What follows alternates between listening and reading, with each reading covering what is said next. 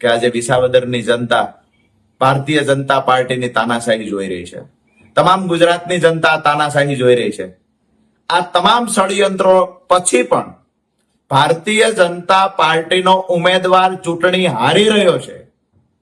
તો અત્યારે સમાચાર મળ્યા કે 4:30 એટલે કે 4:30 વાગે બૂથ નંબર 111 નવા વાગણિયા ગામે એક સાથે 35 થી 40 લોકો આવે છે.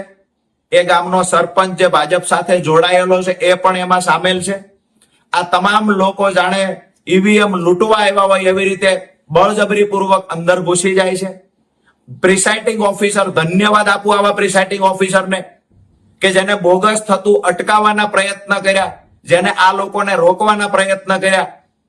તો અમારા બૂથ ઇન્ચાર્જ પાસેથી મને માહિતી મળી કે પ્રિસાઇડિંગ ઓફિસર સહિત જે સાથે લોકો હતા એને પણ આ લોકોએ ગુંડાઓએ મારામારી કરી છે એમની સાથે. હાલ મતદાન મથક પર મતદાન અટકાવવામાં આવ્યું છે, મતદાન અટકી ગયું છે, લોકોની બહાર લાઈન છે અને જે ગુંડાઓ હતા એ મારામારી કરીને ભાગી ગયા છે.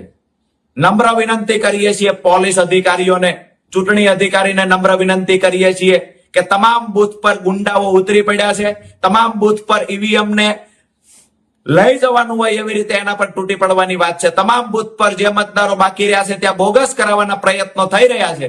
ત્યારે ચૂંટણી અધિકારીને પોલીસ પ્રશાસનને વિનંતી કરીએ છીએ કે આવા બોગસ કરનારા ગુંડાઓ જે બળજબરી પૂર્વક અંદર ઘૂસી રહ્યા છે એને રોકવામાં આવે.